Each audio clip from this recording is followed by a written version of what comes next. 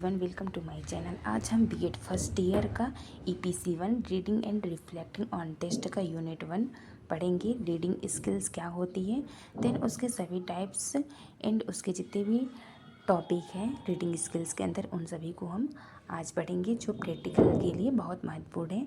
ठीक है। Reading skills, इसको हिंदी में बोलते हैं पठन कौशल। प्रस्तावना यानी इंट्रोडक्शन देखेंगे। पठन कौशल रीडिंग स्किल्स भाषा सीखने का एक महत्वपूर्ण अंग है।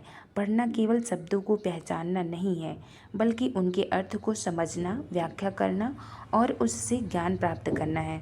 मतलब पठन कौशल भाषा सीखने का एक महत्वपूर्ण अंग है।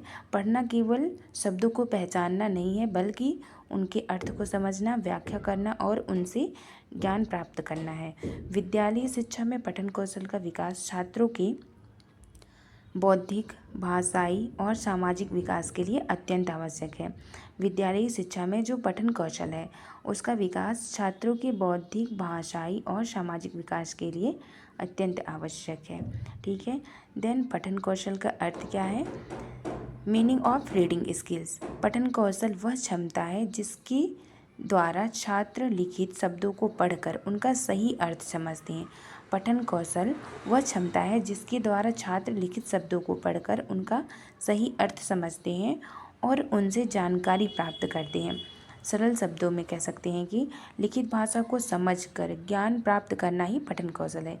जो लिखित भाषा होती है उसको समझ करके, मतलब जो लिखित भाषा होती है उसको समझकर ज्ञान प्राप्त करना ही पठन कौशल कहलाता है। ठीक है। देन पठन कौशल के उद्देश्य, ऑब्जेक्टिव ऑफ रीडिंग स्किल्स। इसमें फर्स्ट है छात्रों में पढ़ने की आदत विकसित करना। मतलब पठन कौशल के क्या क्या उद्देश्य होते हैं ये देखेंगे।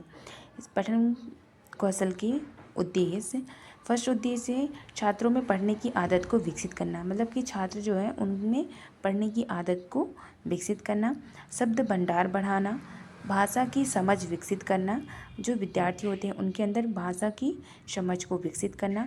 सही उच्चारण सीखना, ज्ञान और जानकारी प्राप्त करना, कल्पना शक्ति और सोचने की क्षमता बढ़ाना, ये पठन कौशल के उद्देश्य हैं।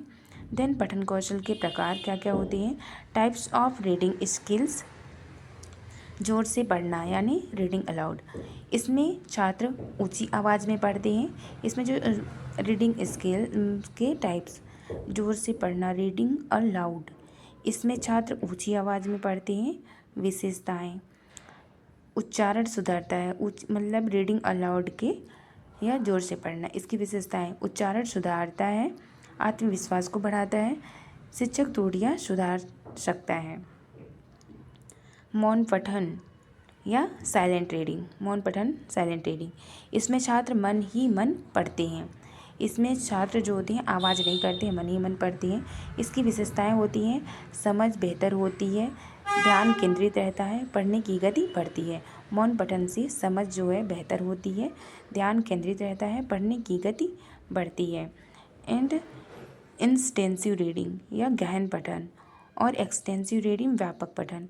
गहन पठन या इंटेंसिव रीडिंग, किसी पाठ को ध्यानपूर्वक पढ़ना, हर शब्द और वाक्य को समझना। व्यापक पठन यानी कि एक्सटेंसिव रीडिंग, अधिक मात्रा में पढ़ना, जैसे कहानी, उपन्यास, पत्रिका।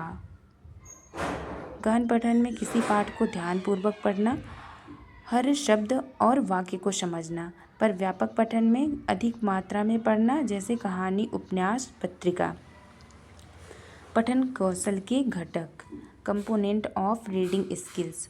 शब्द पहचान, उच्चारण और समझ, गति, अर्थ ग्रहण। पठन कौशल के घटक होते हैं समझ, उच्चारण, शब्द पहचान, गति, अर्थ ग्रहण।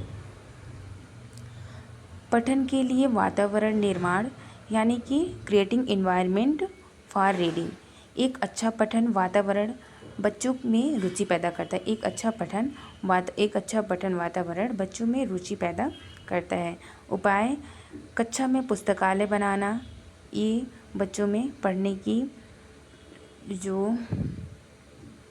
पढ़ने में रुचि पैदा करते हैं। रीडिंग क्लब बनाना और दीवारों पर चार्ट या चित्र लगाना, शांत और प्रेरणादायक वातावरण रखना, बच्चों को स्वतंत्र रूप से किताब चुनने देना। स्कैफोल्डिंग यानी सहारा देकर सिखाना। इसका अर्थ होता है जब शिक्षक शुरुआत में छात्र को मदद देता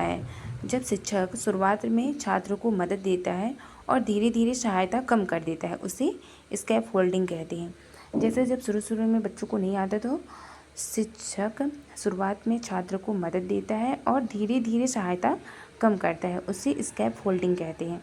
उदाहरण के लिए कठिन शब्द को समझाना, चित्रों से समझाना, संकेत देना। गतिविधियां हैं प्रश्न उत्तर, समूह चर्चा, कहानी पूरी करना।